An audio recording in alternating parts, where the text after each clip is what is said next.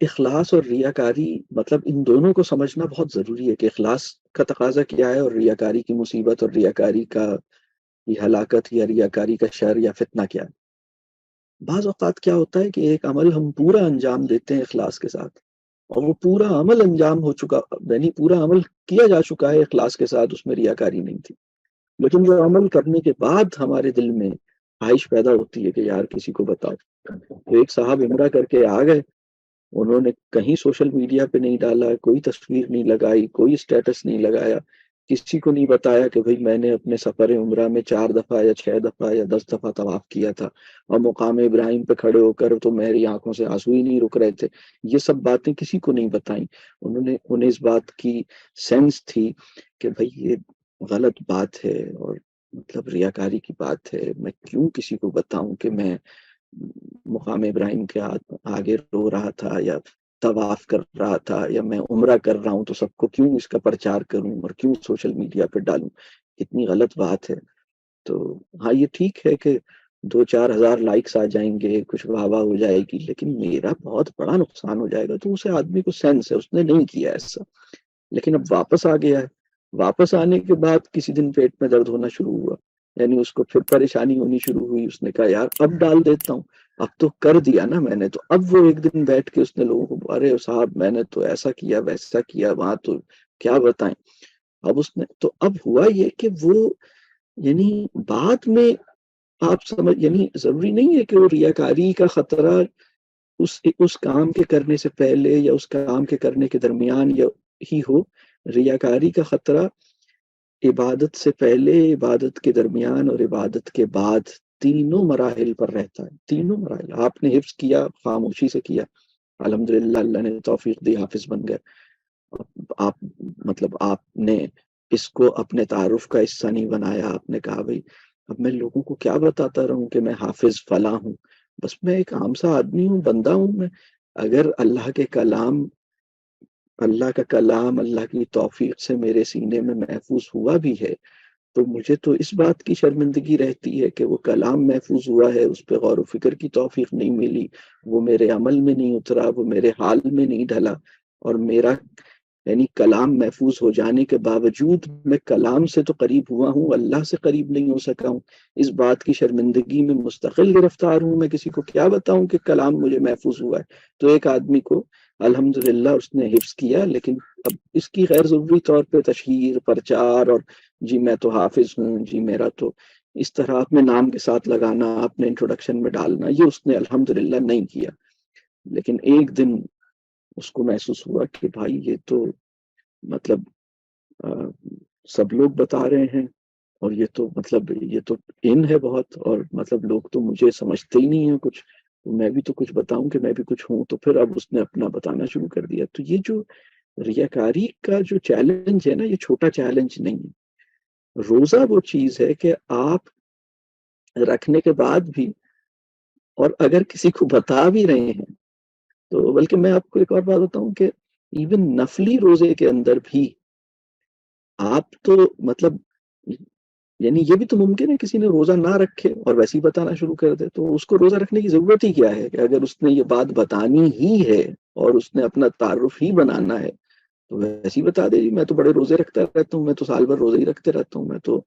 جمعرات کا روزہ رکھ لیتا ہوں، میں تو یہ کر لیتا ہوں۔ باتوں باتوں میں ذکر ایک نا بڑا زبردست فن ہے ہمارے معاشرے میں کہ بہانے بہانے سے اپنا تذکرہ، اپنی تعریف اور اپنے کمالات کسی نہ کسی طرح مطلب بتائے جائیں۔ یعنی کچھ یہ بھی ایک آرٹ اب ڈیولپ ہو گیا ہے کہ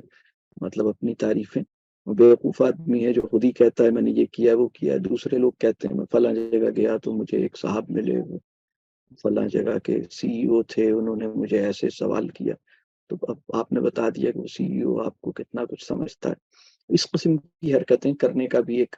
فن ہے۔ روزے میں آپ نہیں کر سکتے، روزے کو اللہ نے ریاکاری سے محفوظ کر دی۔ یہ بہت بڑی بات ہے، یہ اللہ کا احسان ہے۔ میں یہ سمجھتا ہوں جب ہم وہاں پہنچیں گے تو فرض عبادات میں سے اللہ کا شکر ہے کہ مطلب ایک عبادت تو ایسی ہوگی نا کہ مطلب جس میں ہم مطلب اسی لیے اللہ نے پھر کہا نا کہ یہ میرے لیے ہے اور میں ہی اس کا اجر دوں گا. تو بھائی باقی عبادات بھی اسی کے لیے ہیں، لیکن اس کے بارے میں یہ فیصلہ اس دن کیا جائے گا کہ یہ میرے لیے تھا یا نہیں تھا. روزے کے بارے میں یہ فیصلہ پہلے ہی مطلب کر لیا گیا ہے کہ یہ میرے لیے ہے. مطلب نماز، آپ جب ہم اللہ کے یہاں پہنچیں گے، بندہ کہے گا میں نے آپ کے لیے پڑھی، وہ کہے گا کہ بھائی میں بتاؤں قیامت میں 3 قسم کے لوگوں کو لایا جائے گا پہلے. بڑی عجیب حدیث ہے یہ، رسول اللہ صلی اللہ علیہ وسلم نے ایک موقع پہ فرمایا. بلکہ حضرت ابو ہریرہ سے صحابہ کرام جمع ہوئے، انہوں نے گھیر لیا حضرت ابو ہریرہ کو. انہوں نے کہا بھائی تمہیں بہت یاد ہیں چیزیں، تم ہمیں بتاؤ، ہمارے دل سخت ہو گئے، کوئی ایسی حدیث سناؤ جو ہمیں پگھلا دے، ہمیں بالکل ہی ہمیں بالکل ہمیں بالکل جھنجھوڑ کے رکھ دے اور ہمیں پگھلا دے، اس مفہوم کی بات ہے. تو کوئی ایسی بات، تو حضرت ابو ہریرہ نے کہا ہاں ایک حدیث مجھے یاد آتی ایک. اور پھر حضرت ابو ہریرہ نے یہ بات سنانے کی نیت کی، بیٹھے، انہوں نے کہا ہاں میں سناتا ہوں.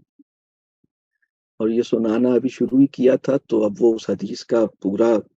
جو یہ جو حدیث ہے نا، اس حدیث کے اندر بعض احادیث ایسی ہیں جس کے اندر ایک امیجری بلڈ ہوتی ہے، بعض احادیث جس میں امیجری بلڈ ہو رہی ہے نا، وہ بہت مطلب اس کے اندر ایک امیجینیشن ہے جس سے آپ اپنے آپ کو بچا ہی نہیں سکتے. تو اب حضرت ابو ہریرہ جس اخلاص اور تقویٰ اور جس سطح پہ ہوں گے تو وہ تو آپ کو اندازہ ہے کہ رسول اللہ صلی اللہ علیہ وسلم کو انہوں نے دیکھا بھی تھا اور ان کے قریب تھے رہے، یا جو بھی ان کا صحبت اٹھائی تھی تو ان کے اوپر تو اب وہ حضرت ابو ہریرہ اس حدیث کو صرف ابھی بیان نہیں کیا ہے، صرف امیجینیشن میں آئی ہے، دوبارہ سے ریکال کر رہے ہیں اور حالت غیر ہوتی ہے اور اتنا انہیں رونا آتا ہے اور وہ کنٹرول نہیں رکھ پاتے اپنے اوپر اور بالکل بے ہوش ہو جاتے ہیں. اور پھر صحابہ کرام کہتے ہیں کہ بھئی یہ تو ہمیں حدیث سنانے والے تھے اور ابھی ہم سب کو اٹھاتے اور جگاتے، مطلب ہمیں جھنجھوڑنے والے تھے، یہ کیا کیا. پھر انہیں بس ذرا ہوش میں لایا گیا، یہ ہوش میں آئے، دوبارہ بیٹھے، دوبارہ ہاں بھئی آپ ہمیں کچھ. پھر حضرت ابو ہریرہ نے کہا ہاں میں سناتا ہوں، پھر سنانے کی نیت کی، پھر سنانا شروع کیا. ابھی اتنا ہی کہا تھا کہ رسول اللہ صلی اللہ علیہ وسلم نے یہ بات اس طرح فرمائی، اور پھر دوبارہ مطلب حالت غیر ہو گئی اور اتنا روئے اور اتنا خوف طاری ہوا اور پھر دوبارہ بے ہوش ہو گئے. پھر تیسری دفعہ پھر مطلب یعنی تیسری اٹمپٹ میں یہ بات سنانے میں کامیاب ہوئے. اور وہ بات کا مفہوم یہ ہے کہ 3 طرح کے لوگ لائے جائیں گے آخرت میں. جب ہمارے اعمال کھولے جائیں گے تو قیامت میں 3 طرح کے لوگوں کو سب سے پہلے حساب 3 قسم کے لوگوں کا ہوگا اور انہیں بلایا جائے گا. اور اس میں مطلب 3 قسم کے لوگ کون ہیں، کوئی بتائے گا؟ کسی کو یاد ہے؟ سر سب سے پہلے جس شخص کو بلایا جائے گا وہ عالم ہوگا کہ لوگ اس کے علم کی دنیا میں بہت گواہی دیا کرتے تھے اور اس کے علم کا بڑا ایک چرچا تھا. لیکن اللہ تعالیٰ کہیں گے کہ بھائی تم نے جو کچھ یہ کیا تھا وہ جس مقصد کے لیے کیا تھا کہ لوگ تمہاری تعریف کریں اور تمہارا ایک نام ہو، تمہاری ایک شہرت ہو، تو جو تم چاہ رہے تھے وہ تم کو مل گیا. اسی طرح دوسرا وہ آدمی ہوگا کہ جس نے اپنا مال بہت زیادہ جو ہے وہ خرچ کیا ہوگا اور صدقات خیرات بہت زیادہ دیے ہوں گے اور اس پہ لوگوں نے اس کی بہت تعریف کری ہوگی. تو اس کو بھی یوں کہا جائے گا کہ تمہاری اس سب کے پیچھے مقصد اصل میں یہی تھا کہ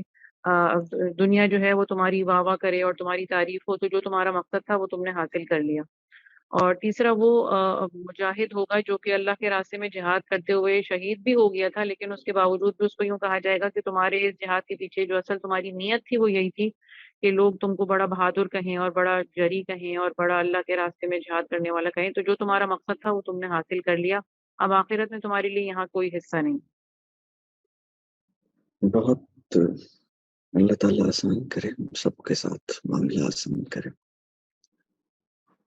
تو 3 قسم کے لوگ لائے جائیں گے. ایک کو اللہ نے علم عطا کیا، اس نے اپنا علم لوگوں کو دیا اور مطلب اس نے کام اچھا ہی کیا ہے، علم دیا ہے، علم بانٹا ہے. لیکن جب یہ سوال ہوگا نا کہ یہ تم نے کیوں کیا، اور جواب دے گا کہ یہ میں نے آپ کے لیے کیا، تو اللہ یہ بات بتائیں گے کہ نہیں تم نے ہمارے لیے نہیں کیا، میرے لیے نہیں کیا، یہ تم نے لوگوں کے لیے کیا. اور پھر وہ ایک آدمی جس کو اللہ نے مال دیا اور اس نے مال سے اچھا ہی کام کیا، لوگوں کی مدد کی اور بڑے خیر کے کام کیے اور بہت زیادہ لوگوں کو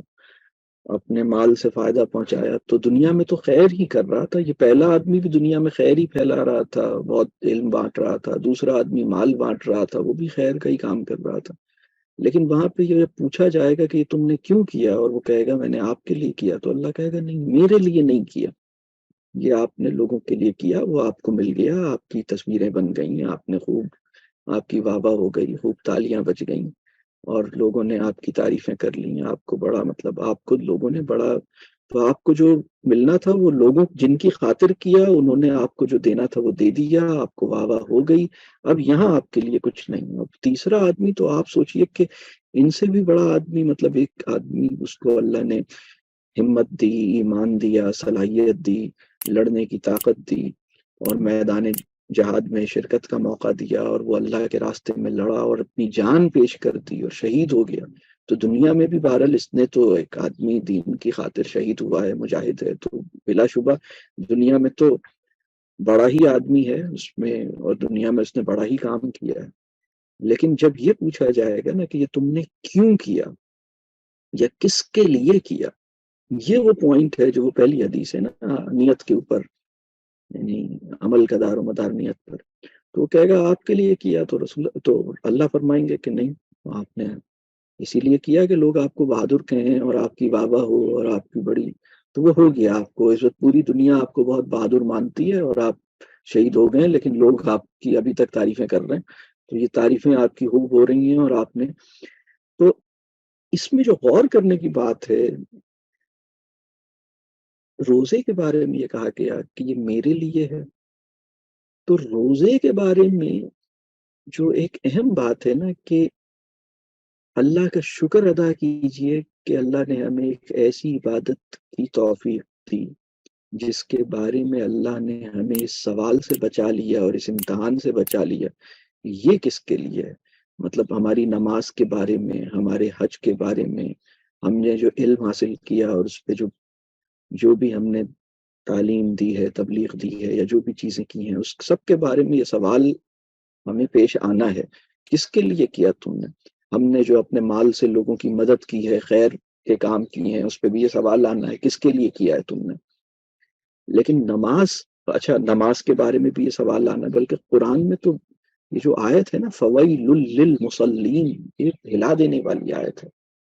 یہ چھوٹی آیت نہیں ہے کہ تباہی ہے ان نماز پڑھنے والوں کے لیے، یہ ایک اس میں اس کی الگ تفصیل ہے۔ تو لیکن یہ کہ روزے کے بارے میں، یعنی روزہ وہ واحد عبادت ہے جس کے بارے میں باقی تمام عبادات جو ہیں ان کے حوالے سے معاملہ یہ ہے کہ وہ اس دن پتہ لگے گا کہ یہ ہم نے، کہ یہ اللہ کے لیے، مطلب اس کا اجر،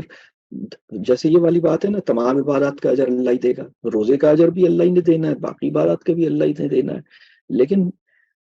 اللہ اس وقت اجر دیں گے جب وہ عبادت اللہ کے لیے خالص ہوگی تو اجر ملے گا، اللہ کے لیے خالص نہیں ہوگی تو اجر نہیں ملے گا۔ لہٰذا کسی اور عبادت کے بارے میں اس طرح نہیں کہا گیا کہ یہ میرے لیے ہے اور میں اس کا اجر دوں گا، یہ تو اس دن اللہ بتائیں گے، ابھی تو اس دن پتہ لگے گا کہ یہ اللہ کے لیے تھی، اور اگر اللہ کے لیے تھی تو اس کا اجر ملے گا، لیکن اگر اللہ کے لیے نہیں تھی تو اجر نہیں ملے گا بلکہ سزا ملے گی۔ اور اگر روزہ جو ہے وہ پہلے ہی بتا دیا کہ یہ میرے لیے ہے،